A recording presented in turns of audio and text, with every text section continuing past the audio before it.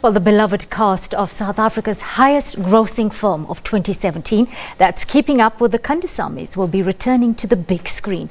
A sequel entitled Kandasamy's The Wedding is expected to make its debut in 41 cinemas countrywide on Thursday, the 18th of April. Keeping Up with the Kandasamys opens a window into the lifestyle and subculture of modern-day South African Indians, their aspirations, dreams and challenges. Shanti, Naidoo and Jennifer Kandasamy are matriarchal rivals of neighbouring families whose young adult children become romantically involved. And now the sequel, Kandasamy's The Wedding, is finally here.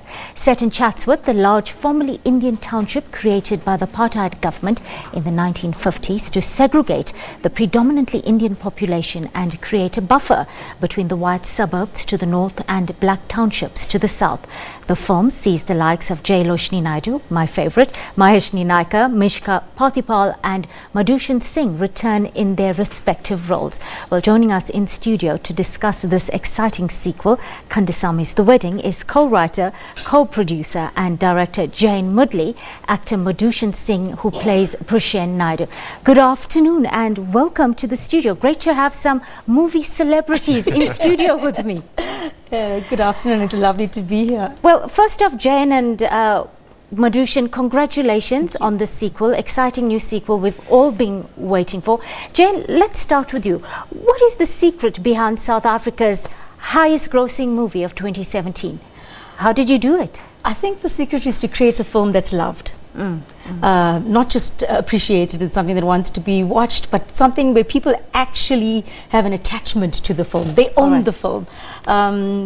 We had decided that South African filmmakers don't do enough family comedies, and we wanted to tackle that genre.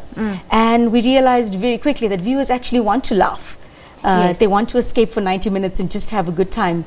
But I think one of the secrets to that is having a comedy with heart and really giving them a chance to laugh and enjoy themselves, and then just tug at the heartstrings a little bit every now and then. And doing comedy, Jen, is not as easy as it seems or as it comes across on the screen. Making people laugh and, of course, finding the right material that goes along with it, which actually makes for a great comedy. Yes, I think making people laugh is much more difficult than anyone can ever imagine. I think getting a chuckle every now and then and a smile is not as difficult. But if you want people to really laugh out loud, you have to have witty humor, and it has to be real. So our comedy was a little bit... And something your audiences can emotionally connect with. They have to relate. It has to be identifiable. But more than anything, I think great comedy comes from having crazy characters. All right. All right, we'll come back to that. Madhushan, your second time for this big fat Indian wedding, I like to call it, playing the dashing groom, I believe. Quick idea of what happens here? We don't want to give too much away, of course. Well, we drop you into the middle of, the week before the wedding. All right. So families are over, the marquees are going So lots of mayhem, lots of madness, a lot of preparation. 100%. And in between all of that, you have a lot of situations that present themselves, which sets the ball in motion. It does sound like a lovely mix of characters, Madhushan. Will everybody find somebody they identify with in the movie? Yeah, you know, speaking for my own character, it's a journey of a boy to a man. I think every male character who's sitting in the audience is going to think back to the time where he was about transformation. The transformation is when you actually do put your wife first, or you make that decision to, you know, make her feel important and special. And it's about the transformation. Or you could be sitting at home and watching the mums or Aya, the gran, who's like a full-on favorite for everybody that watches the film. Yes. Jen, the two families as a cast, one would think that would be the secret or the key to a successful movie. Was it quite a careful and methodical process when it came to selecting the right person for that particular role, especially when it came to the roles of the couple, the dads, the moms, etc.? Absolutely. It was a painstakingly, very carefully calculated process. We had auditions in Durban, Joburg, and auditions being sent from Cape Town. The script writing process was 3 years for the first one. The audition process took another 6 months. I had to, and I worked with my gut instinct. So we had gone through so many days in Durban of auditions, starting early in the morning and finishing late in the afternoon. But I can still remember Jailoshni Naidoo, who plays Jennifer, walking in, and she literally said the first line, and I just looked up and I was like, we found Jennifer. So it was about just knowing when it was the right person, and then having callbacks and making sure that they could play out each scene differently, the way the character would. And I truly believe we have the best cast ever, that we have been blessed with this phenomenal, incredible set of people that just breathe life into their characters and make it all happen. Magician, I have to ask you, as a young aspirant actor, how difficult, I know it's your second movie, and I'm asking, do you have a background in drama and acting, and how difficult was it to break into the South African local film industry? So my journey actually started in 2010. We did a film about 150 years of indentured labours, and directed by Jane, actually. White Gold. White Gold, that's the one. So it's been an interesting journey. It's a lot of hardships as well. You have to push the boundaries quite a bit. But we're in an interesting phase in the creative industry in South Africa now. Writers are thinking more out the box, and they're writing characters that more South Africans can relate to, and incorporating more culture and the value systems that we abide by. So it's a very interesting time to be here. Jayan, well, actually you can also respond on this one, Madhushan. It's about an Indian family, all right? Yes. But what kind of appeal are you seeing from the wider community of South Africans, people of non-Indian descent? I think before I even go out of the filmmaking industry, the cast and the crew in particular.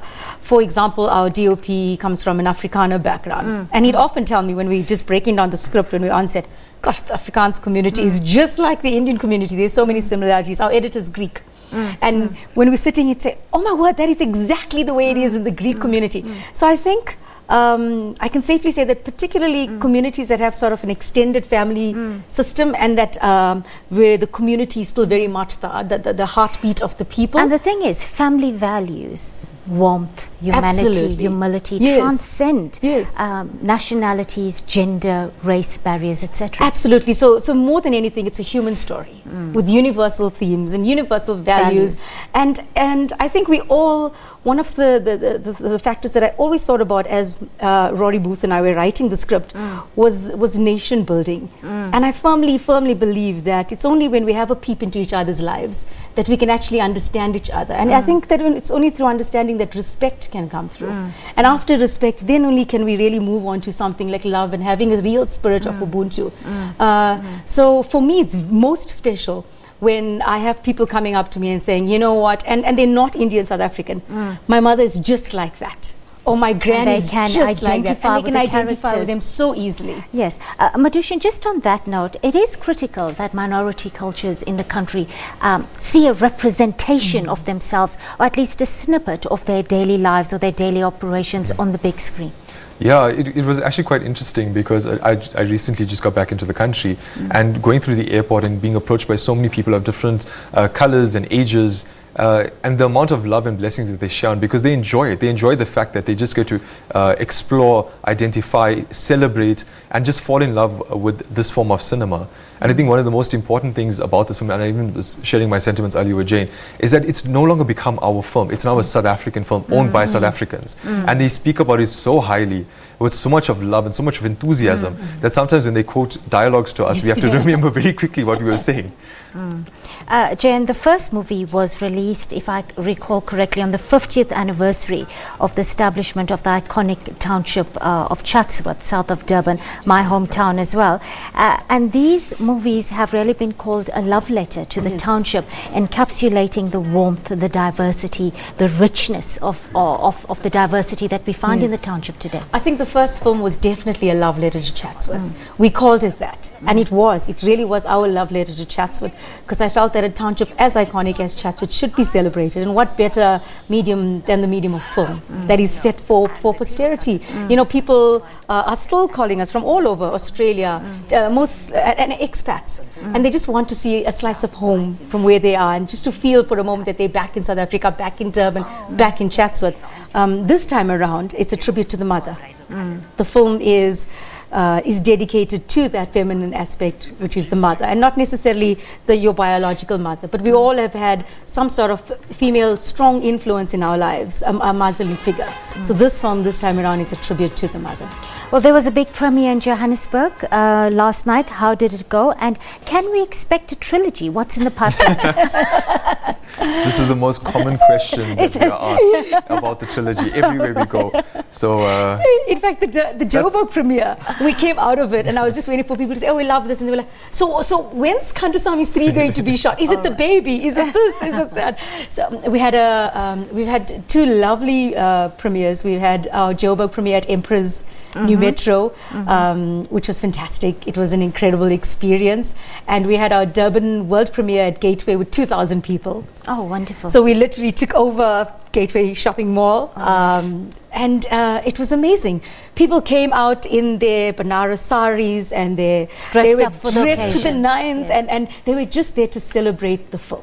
All right. So yeah, it really was very special.